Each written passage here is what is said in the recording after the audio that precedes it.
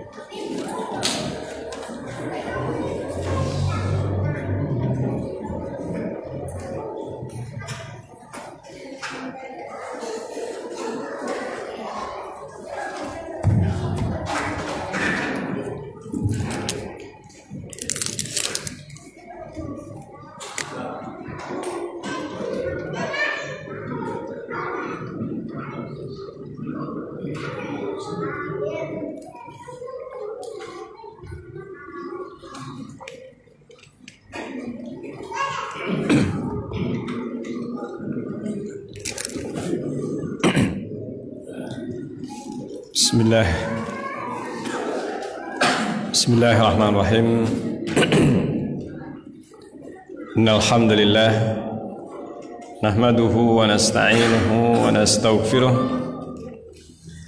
wa na'udzu billahi min shururi anfusina wa min sayyiati a'malina man yahdihillahu fala mudilla lahu wa man yudlil fala hadiya lahu.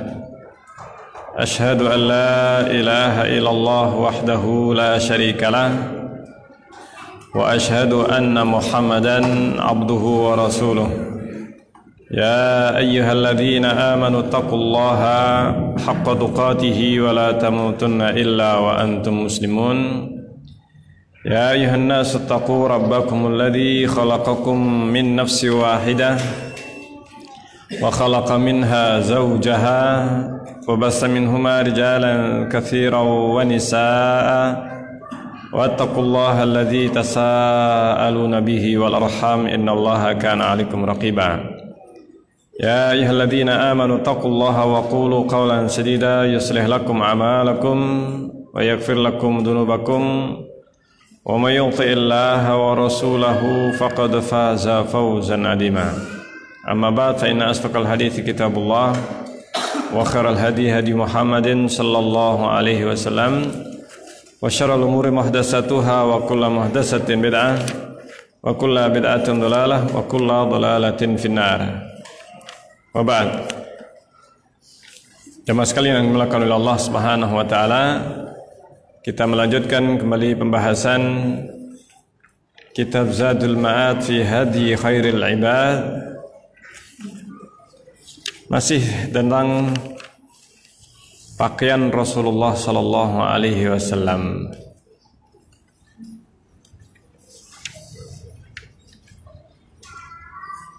Cincin sudah ini ya? Belum? Cincin Rasulullah belum? Baik. Kita masuk pada sebuah fasal masih tentang pakaian Rasulullah sallallahu alaihi wasallam. Rasulullah pernah membeli celana yang di dalam bahasa sirwal, celana yang pakai tali, ya, tali di pinggangnya. Apa namanya ini? Tali kolor, boxer gitu ya, tapi panjang. Nah, celana ini zahirnya bahwa Rasulullah itu membeli, ya kemungkinan adalah untuk dipakai. Tapi riwayatnya adalah bahwa Rasulullah membeli. Rasulullah membeli apa? Celana kolor ini. Dan diriwayatkan dalam sebagian riwayat beliau memakai sirwal. Dan ini diantara kebiasaan orang Arab, mereka juga memakai celana atau yang disebut dengan sirwal. Kemudian Rasulullah SAW biasa memakai sepatu yang disebut sepatu dalam bahasa Arab, khuf. Itu adalah yang menutup mata kaki. Kalau sepatu pantofel yang biasa kita pakai enggak menutup mata kaki, dalam bahasa Arab itu sebenarnya termasuk dalam kategori na'al, sandal.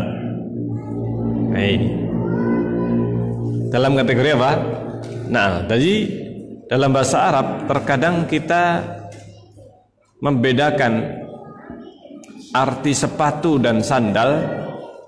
Ini harus kita perhatikan asal kata tersebut.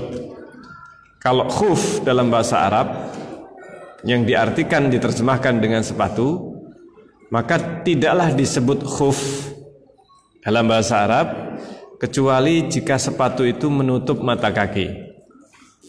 Sepatu botnya, nah ini yang menutup mata kaki.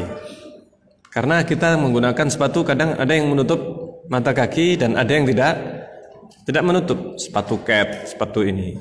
Nah, di dalam bahasa Arab sepatu cat atau pantofel yang biasa kita sebut dengan sepatu, dalam bahasa Arab itu dinamakan dengan na'al. Itu masuk kategori apa? Sandal. Na'al, yang kita terjemahkan na'al itu dengan sandal. Nah, kalau begitu sandal jepit itu apa? Ya na'al. Masuk dalam kategori apa? Na'al. Jadi macam-macam, sandal itu macamnya banyak. Nah, disebut di dalam bahasa Arab itu na'lun untuk yang tidak sampai menutup mata kaki. Yang tidak sampai menutup mata kaki itu na'al. Kalau sudah menutupi mata kaki maka disebut dengan apa? Khuf. Disebut dengan khuf. Nah, ini harus kita fahami di dalam istilah orang yang haji sedang berpakaian ihram atau sedang berihram, dia tidak boleh memakai khuf, tetapi boleh memakai apa? Na'al. Artinya boleh juga memakai yang kita sebut sepatu tetapi tidak menutup mata kaki. Karena itu bukan khuf. Sehingga larangannya kalau berhaji memakai sepatu yang menutup mata kaki.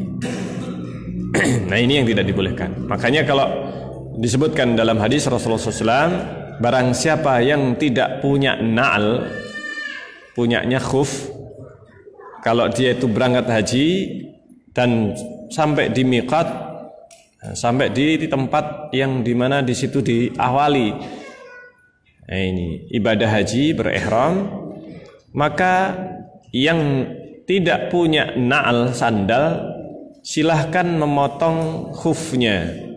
Yang penting tidak sampai menutup mata kaki. Jadi sepatu yang menutup mata kaki, penutup mata kakinya itu dipotong.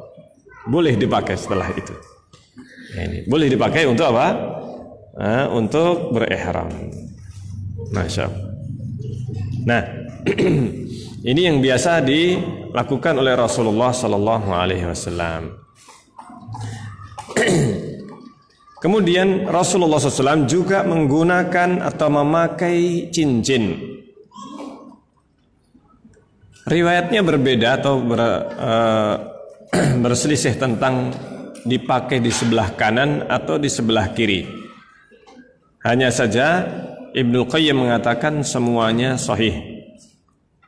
Di mana disebutkan Rasulullah memakai cincin di tangan kanan itu di dalam riwayat Bukhari. Ini di dalam riwayat Bukhari. Demikian juga Sahih Muslim dari hadis Abdullah bin Umar radhiyallahu anhu. Adapun Rasulullah memakai cincin di tangan kiri itu juga disebutkan di dalam Sahih Muslim. Di dalam Sahih Muslim. Nah, Rasulullah SAW menggunakannya. Rasulullah menggunakan cincin. Dan hadisnya dua-duanya sahih. Sehingga boleh menggunakan cincin atau memakai cincin bagi laki-laki. Yang penting tidak emas. Ini tidak berupa emas. Ini yang tidak dibolehkan, memakai emas bagi laki-laki. Tetapi kanan dan kirinya silahkan. Karena Rasulullah kadang pakai, disebutkan cincinnya Rasulullah itu di kanan, kadang cincin beliau di sebelah kiri.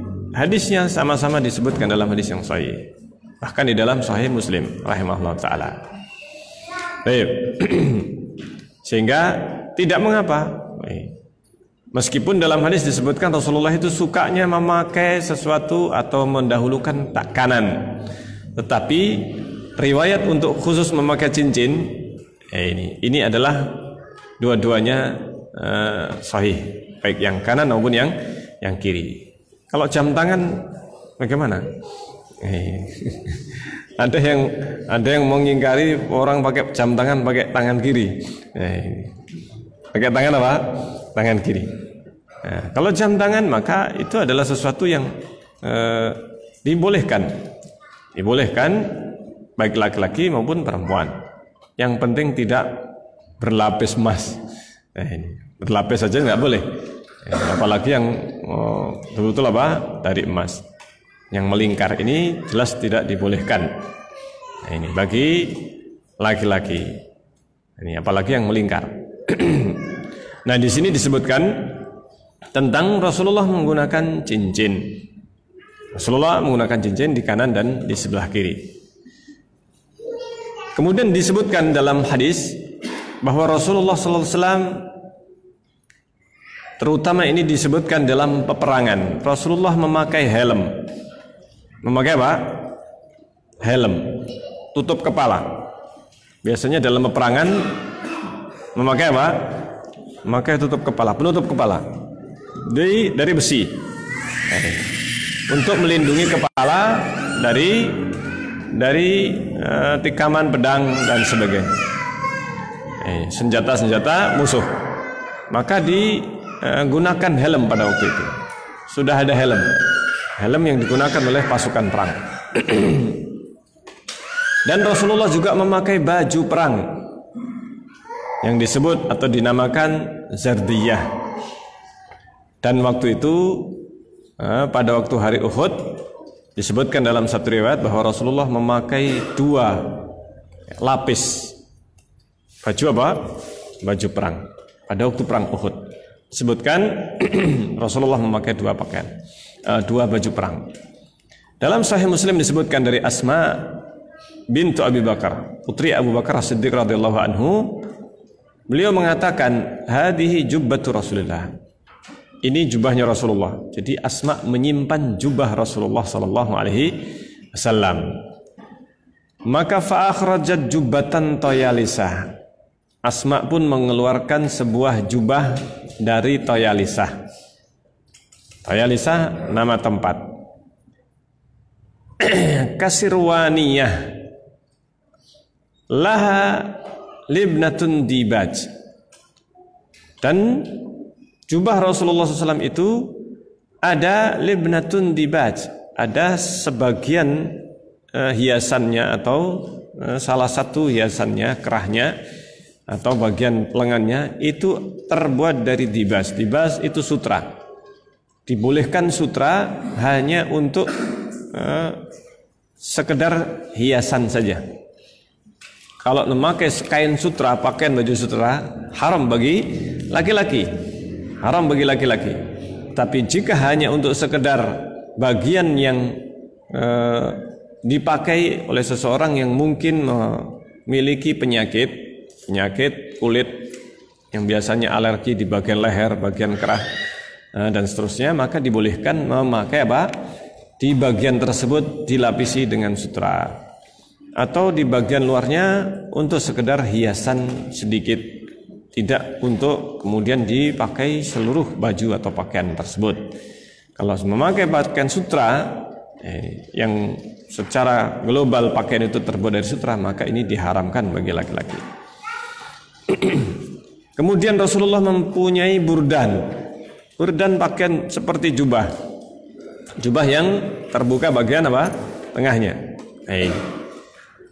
Burdan. Dan Rasulullah memakai kisah selendang. Ini kisah selendang yang berwarna hitam. Burdannya Rasulullah berwarna hijau. Ini 2 lembar pakaian yang berwarna hijau. Kemudian Rasulullah juga punya kisah selendang yang berwarna merah.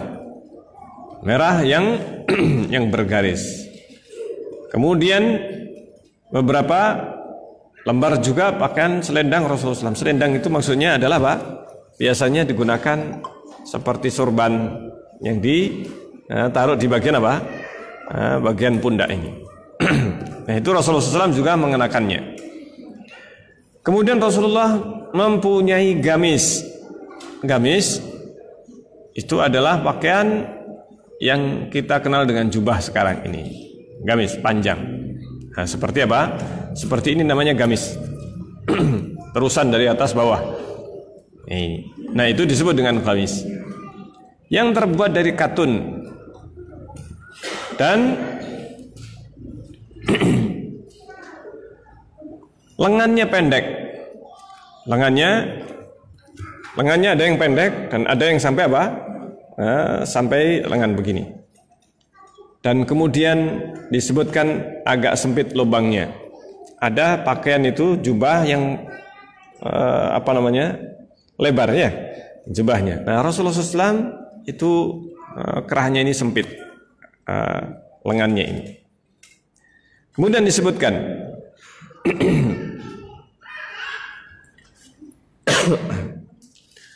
bahwa Rasulullah SAW tidak pernah memakai pakaian jubah atau gamis yang lengannya ini sangat lebar. Tidak pernah dipakai oleh Rasulullah SAW. Demikian juga para sahabatnya, sama sekali tidak pernah digunakan atau dipakai. Kalaupun yang lengannya lebar itu tidak sampai panjang begini, tapi ada sebagian gamis yang disebutkan dipakai oleh Rasulullah SAW. Gamis ini seperti kain dilipat 2, kemudian bagian ujungnya dilubangi. Nah, ini bagian ujungnya dilubangi sehingga seperti apa? Seperti kupu-kupu mungkin ya. Lebar begitu. Nah, ini memang ada digunakan atau dipakai oleh Rasulullah sallallahu alaihi wasallam. Tetapi yang berlengan seperti ini maka tidak pernah dipakai dengan bentuk yang lebar. Nah, dengan bentuk yang lebar. Dan disebutkan bahwa hal ini menyelisih sunnah Rasulullah sallallahu alaihi wasallam. Artinya tidak pernah dipakai oleh Rasulullah. Adapun kebolehannya, apakah boleh kalau seandainya kita misalkan ada dijual ataukah diberi dengan jubah yang lengannya sangat lebar ini, maka para ulama berselisih tentang kebolehannya. Karena di antara sifat orang yang memakai biasanya itu dipakai untuk menunjukkan kewibawaan ataukah kebesaran, sehingga dikhawatirkan masuk jenis khuyala, kesombongan.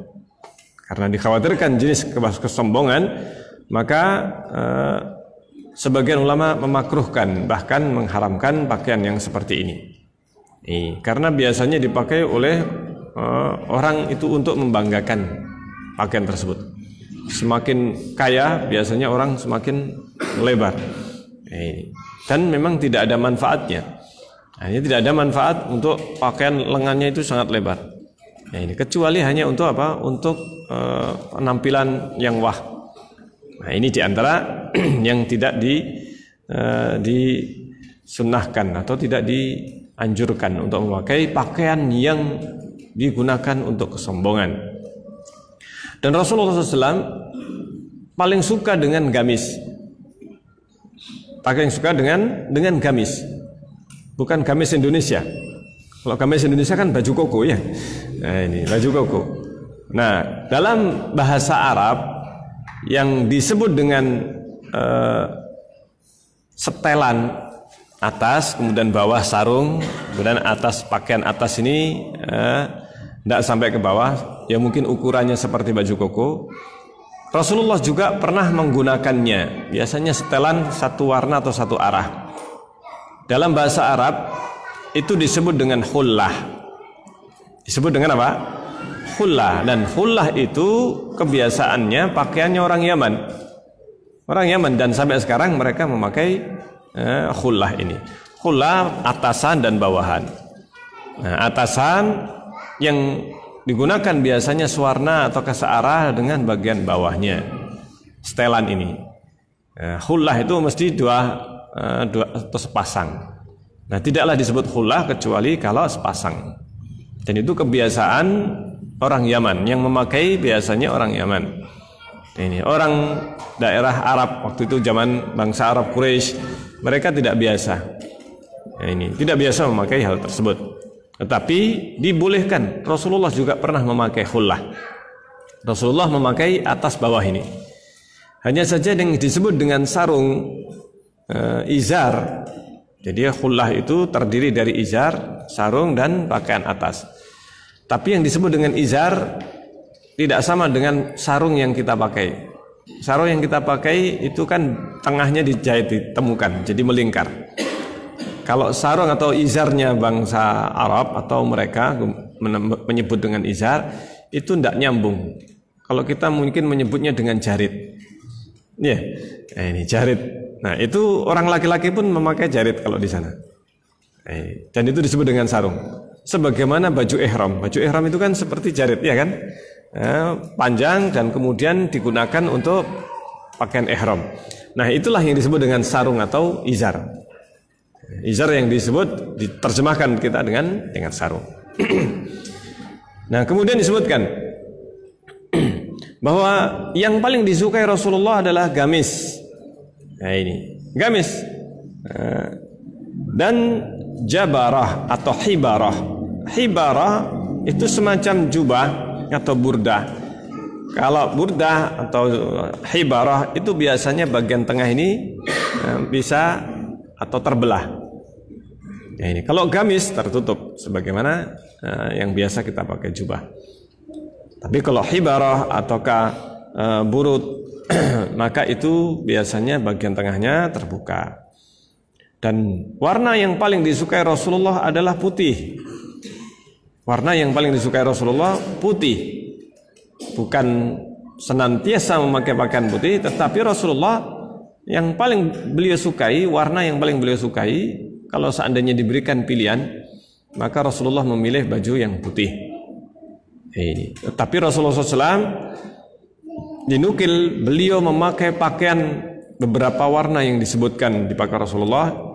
Ada hijau, merah yang bergaris, bukan merah ngejreng. Paham sini ya? Merah yang menyolok, nah, itu justru yang dilarang. Yang dipakai Rasulullah itu biasanya adalah khullatun hamra. Khullah itu biasanya bergaris, pakaian yang bercoraknya garis. Nah, ini merah bergaris dan tidak merah menyala. Nah, ini merahnya nggak nyala. Nah, ini tapi merah bergaris hitam. Garisnya ini bergaris hitam. Sehingga mungkin merah apa? Merah agak kehitaman. Apa namanya itu? Maron, ya semacam itu. Merah bergaris hitam. Nah, itu yang dipakai oleh Rasulullah SAW. Jadi bukan merah yang sangat menyolok. Nah, ini yang dilarang. Hadis yang melarang pakaian merah dan Rasulullah memakai pakaian berwarna merah, ini tidak bertentangan. Yang dipakai Rasulullah, merah yang dipakai khullatun hamra, itu bukanlah merah yang ngejreng. Tetapi khullah itu yang disebut dengan khullah, orang Yaman memakainya, itu merahnya orang Yaman itu adalah merah maron itu, yang bergaris hitam biasanya. Adapun yang dilarang oleh Rasulullah SAW, ini itu adalah merah yang apa? yang ngejreng. Yang ini maka dihindari, bagi laki-laki maka dihindari. Dihindari karena ini termasuk yang dilarang, merah ngejreng ini. Baik. Sehingga dibolehkan menggunakan merah yang merah maron ke arah gelap, dan yang dilarang adalah merah yang ngejreng. Nah, kemudian disebutkan bahwa Rasulullah bersabda tentang warna putih, hiya min khairi siyabikum. Pakaian yang putih itu adalah termasuk yang paling baik di antara pakaian kalian. Artinya pakaian yang terbaik. Seseorang kalau memiliki beberapa pakaian, warna-warnanya macam-macam, dan ada yang putih, maka itu adalah yang paling apa? Yang paling baik. Maka pakailah pakaian putih. Maka seorang muslim hendaknya dia memiliki pakaian yang warnanya apa? Putih. Ini pakaian yang berwarna putih. Ini pakaian yang disunahkan. Meskipun seseorang suka dengan warna yang lain, tetapi hendaknya dia itu mempunyai warna putih.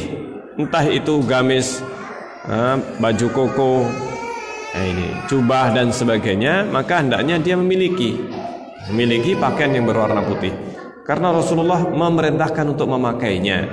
Falbasuha kata Rasulullah, pakailah. Wa kafinu fiha mautakum, dan kafanilah mayat-mayat kalian dengan warna apa? Putih, kain yang berwarna putih. Maka sunnahnya kain kafan warna putih, bukan harus. Ini bukan sesuatu yang harus dipakai. Bahkan Rasulullah dikafani lapisan yang pertama atau lapisan paling dalam itu adalah pakaian kain yang tidak berwarna putih. Ini. Nah, ini disebutkan beberapa kejadian para sahabat itu dipakai pakaian yang sudah ada, kain jarit misalkan yang sudah ada, tetapi disunahkan untuk memakai kain kafan yang berwarna apa? Putih. Kalau seandainya semuanya tidak apa, itu lebih bagus.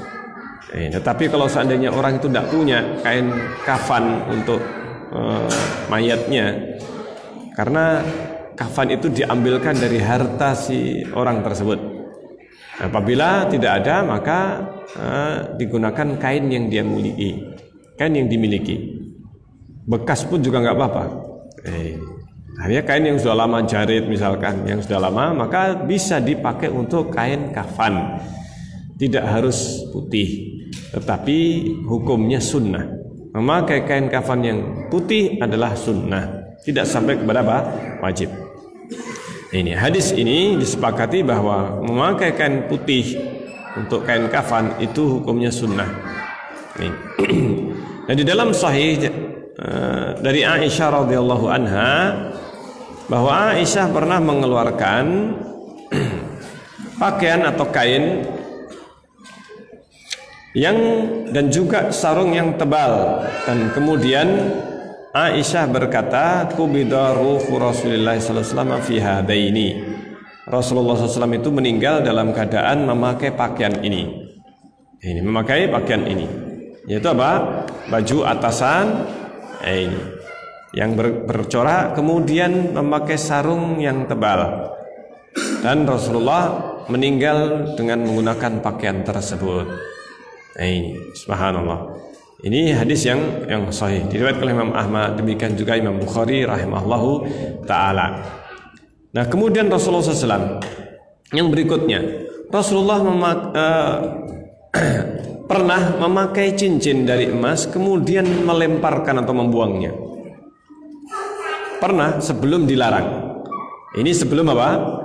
Sebelum diharamkan cincin emas atau perhiasan emas, Rasulullah SAW pernah menggunakannya.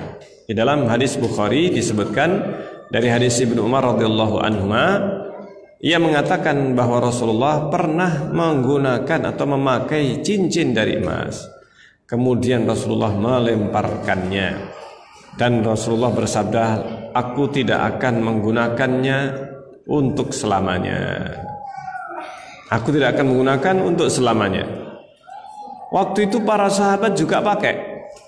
Setelah Rasulullah melepaskan, maka para sahabat semuanya melepaskan cincin mereka yang terbuat dari apa? Emas ini.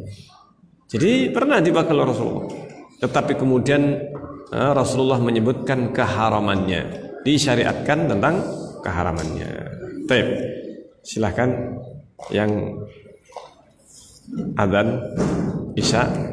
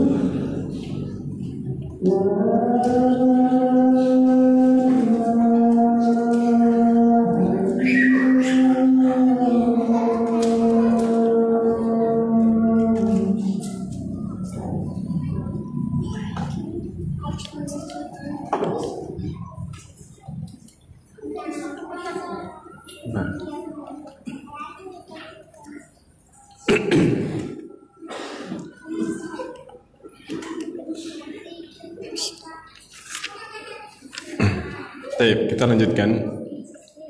Rasulullah SAW pernah memakai cincin emas, lalu kemudian Rasulullah melepaskannya, melemparkannya, dan para sahabat waktu itu juga akhirnya melepaskan.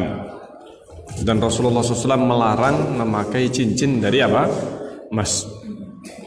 Kemudian Rasulullah memakai cincin dari perak, dan Rasulullah SAW tidak melarangnya. Demikian juga para sahabat, mereka juga apa? Juga menggunakan cincin perak setelah itu. Sebagaimana diriwayatkan dalam Sahih Bukhari dari hadis Abdullah bin Umar radhiyallahu anhu. Di dalamnya disebutkan, "Tsumma takhadha khataman min fiddah fattakhadhan nasu khawatimal fiddah." Rasulullah setelah melepaskan cincin emas dan melarang memakai cincin emas, Rasulullah SAW memakai cincin perak, Dan para sahabat pun juga akhirnya menggunakan atau memakai cincin dari apa? Perak. Nah, ini hadis Rasulullah SAW. Tidak melarang cincin perak.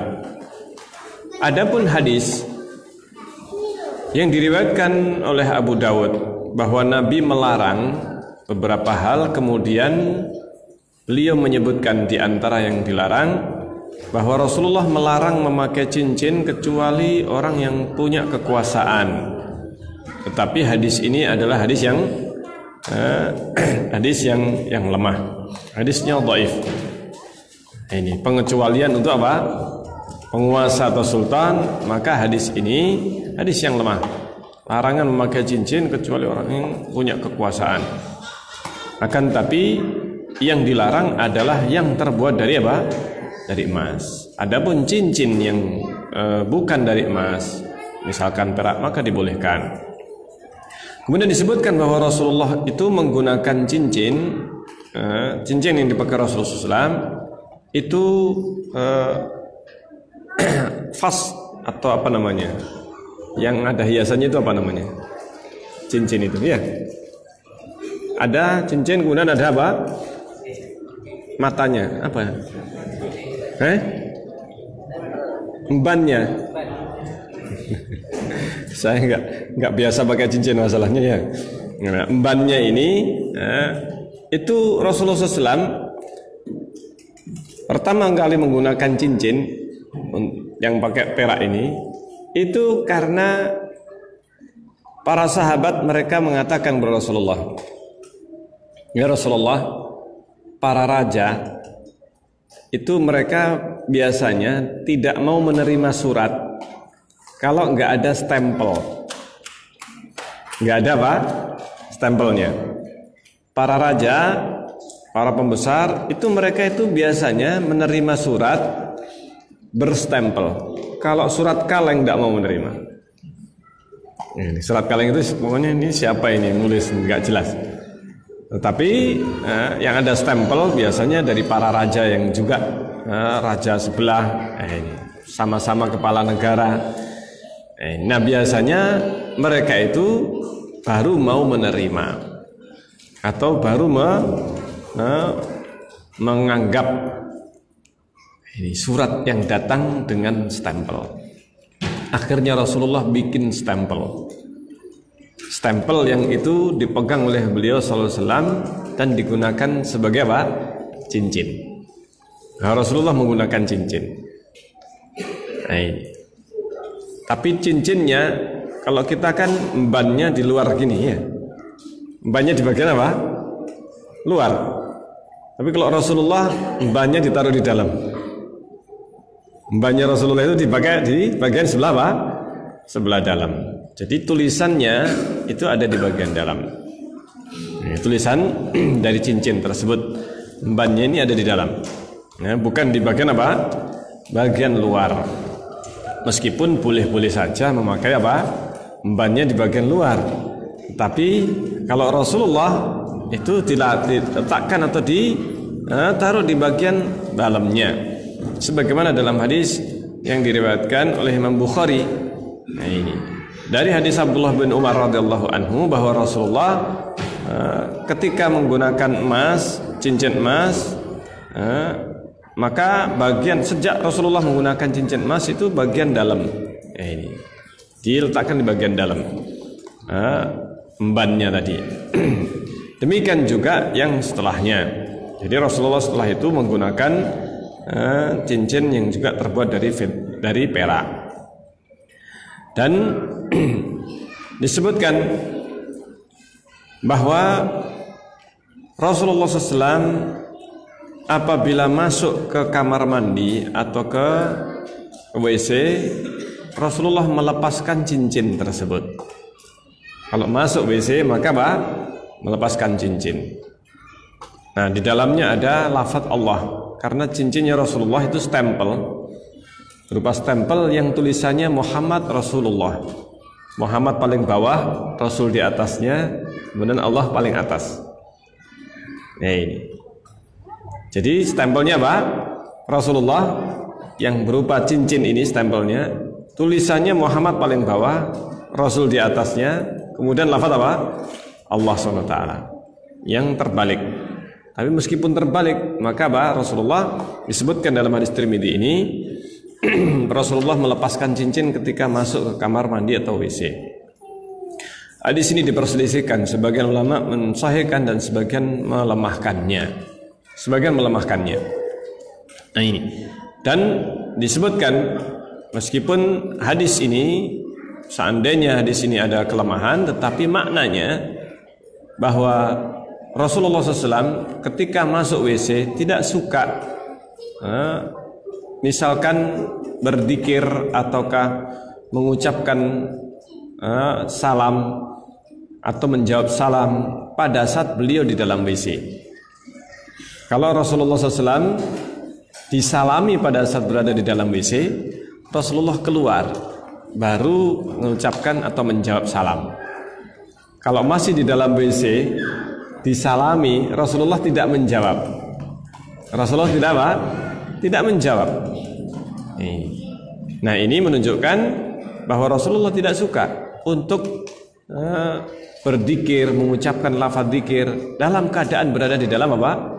WC. Bahkan menjawab salam, Rasulullah SAW tidak suka kecuali dalam keadaan bersuci.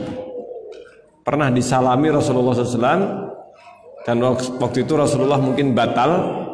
Nah ini tidak dalam keadaan berwudu, Rasulullah tayammum baru menjawab salam.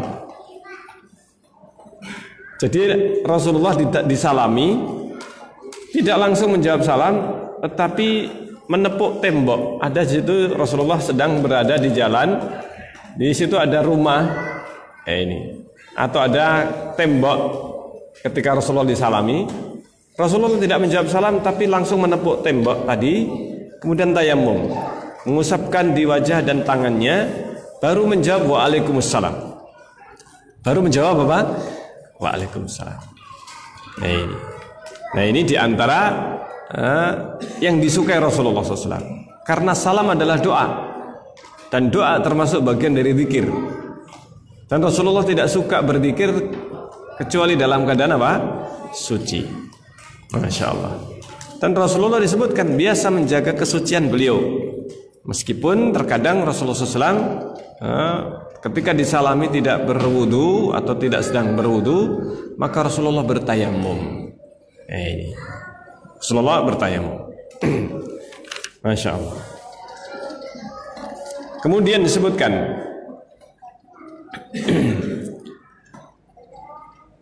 bahwa Tailasan itu semacam sorban yang biasanya dipakai oleh orang-orang Yahudi. Ini mereka biasa menggunakan apa? Sorban yang panjang. Jadi sorban kayak selendang syal gitu. Syal agak lebar, kemudian digunakan biasanya untuk menutup kepala sampai kemudian ke bawah.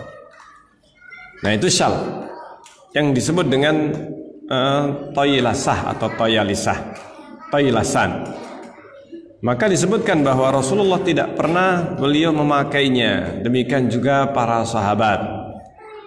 Nah disebutkan di dalam Sahih Muslim dari hadis Anas bin Malik radhiyallahu anhu bahwa Nabi SAW ketika menyebutkan tentang Dajjal, Rasulullah bersabda, yakhruju ma'ahu, akan keluar bersama Dajjal, sab'una alfan min Yahudi Asbahan, akan keluar dan muncul datang bersama Dajjal 70.000 orang dari kalangan Yahudi Asbahan atau Asbihan.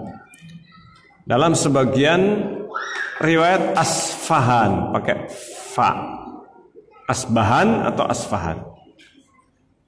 Nama tempat Asbahan itu nama tempat yang sekarang ini ada di Iran. Nama tempat yang sekarang ini ada di mana? Di Iran. Kalau zaman dulu itu Irak. Karena Irak di zaman Rasulullah mencakup atau meliputi Irak dan Iran.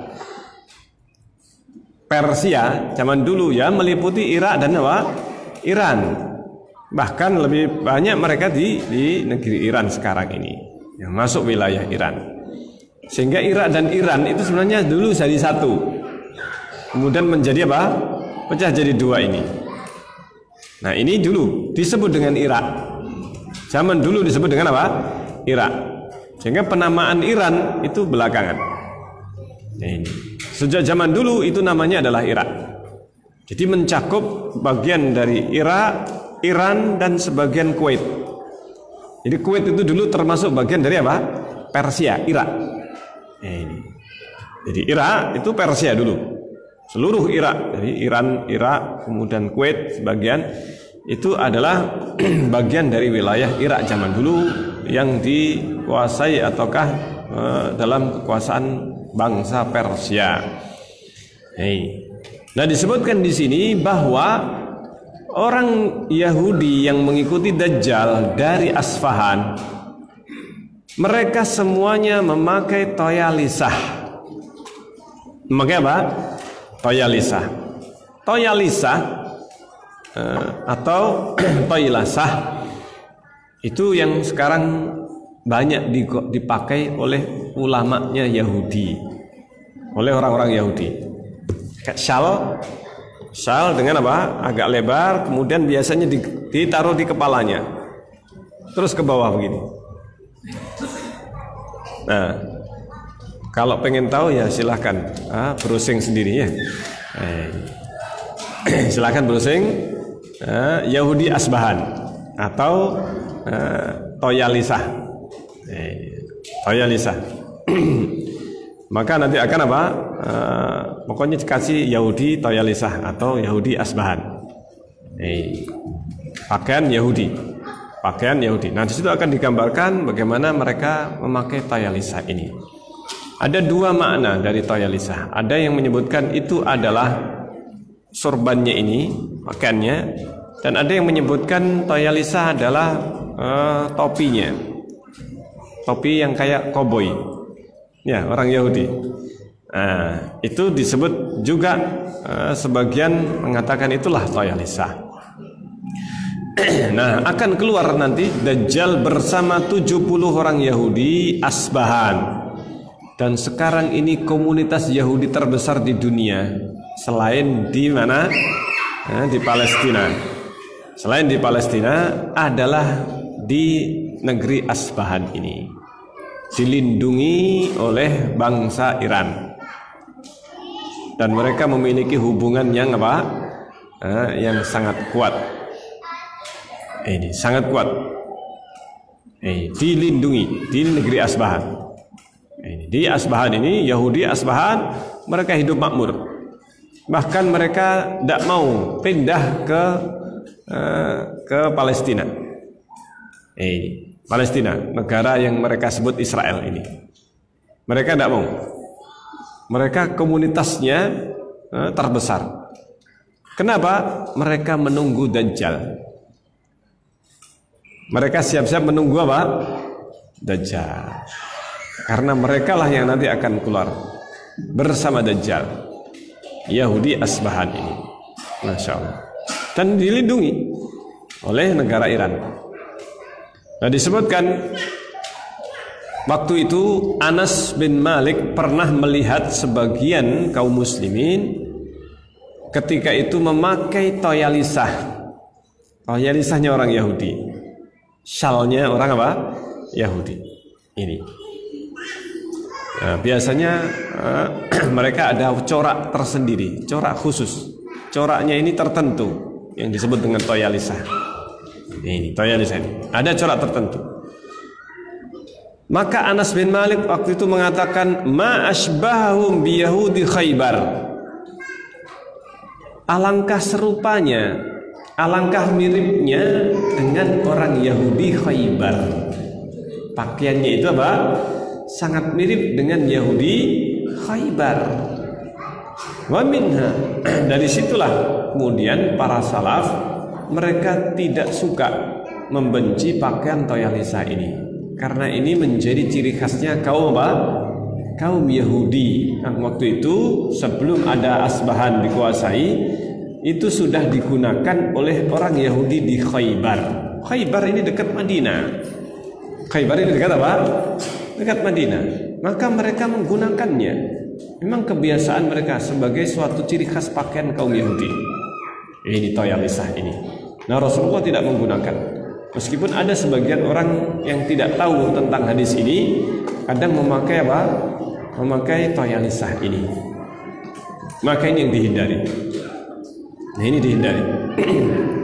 Nah, termasuk yang syal yang digunakan itu kadang menyerupai dan mirip bentuknya dengan yang digunakan oleh kaum Yahudi. Ini asbahan ini atau toyalisah. Kemudian disebutkan dalam hadis yang diriwayatkan Abu Dawud dan Al-Hakim dari Ibnu Umar dari Nabi, beliau bersabda, "Man tashabbaha biqaumin fahuwa minhum." Barang siapa yang menyerupai suatu kaum, maka dia termasuk apa? Termasuk golongan mereka. Makanya untuk menghindari penyerupaan itu, kita menghindari pakaian atau yang perhiasan atau yang selendang dan sebagainya yang menyerupai kaum apa? Kaum Yahudi atau orang kufar. Dalam satu riwayat Tirmidzi mengatakan, laisa minna man tashabbaha biqaumin ghairina. Bukan termasuk golongan kami orang yang menyerupai kaum yang bukan atau yang selain kami. Subhanallah. Jadi Rasulullah SAW ini tidak pernah menggunakannya. Adapun yang pernah disebutkan di dalam hadis bahwa Rasulullah pernah menggunakan sorban ataukah memakai tutup kepala pada saat hijrah, itu Rasulullah SAW sedang dalam keadaan menyembunyikan dirinya karena terancam pembunuhan. Rasulullah SAW waktu itu apa? Menutupi mukanya dan kemudian pergi kepada Abu Hurairah, kepada Abu Bakar As-Siddiq radhiyallahu anhu ke rumahnya untuk mengajak hijrah. Ini ceritanya pertama kali Pak, hijrahnya Rasulullah ketika Abu Bakar awalnya sudah menyiapkan kuda untuk digunakan bersama Rasulullah. Abu Bakar awalnya mau minta supaya dia itu diizinkan untuk hijrah, tetapi Rasulullah tidak mengizinkan. Jangan hijrah dulu. Ini. Maka sejak itu Abu Bakar kelihatannya melihat bahwa kayaknya Rasulullah ingin ditemani, tidak pengen ditinggal oleh Abu Bakar As-Siddiq radhiyallahu anhu. Dan ternyata memang waktu itu Abu Bakar berharap kalau seandainya hijrah setelah dilarang, dia berharap hijrah bersama Rasulullah. Dan ternyata apa yang diinginkan oleh Abu Bakar terwujud. Rasulullah datang ke rumahnya dan kemudian Abu Bakar ketika itu diberitahu Rasulullah untuk berhijrah. Apakah soba ya Rasulullah? Iya. Jadi Rasulullah mengajak untuk hijrah Abu Bakar As-Siddiq. Maka disiapkanlah kendaraannya. Baik. Sehingga dilakukan itu untuk sesuatu yang sifatnya darurat. Dan kebiasaan Rasulullah itu tidak pernah pakai tutup kepala. Pakai tutup kepala, sorban kemudian ditutupkan di muka, bukan kebiasaan Rasulullah. Kecuali saat itu. Kecuali pada saat Rasulullah pergi ke Abu Bakar untuk hijrah. Baik. Nah, ini insyaallah yang bisa kita bahas dalam kesempatan ini. Kita akan lanjutkan dalam kesempatan yang lain biidznillah taala, masih tentang pakaian Rasulullah dan para sahabatnya. Sampai di sini. Subhanakallahumma rabbana wa bihamdik asyhadu an la ilaha illa anta astaghfiruka wa atubu ilaik. Assalamualaikum warahmatullahi wabarakatuh.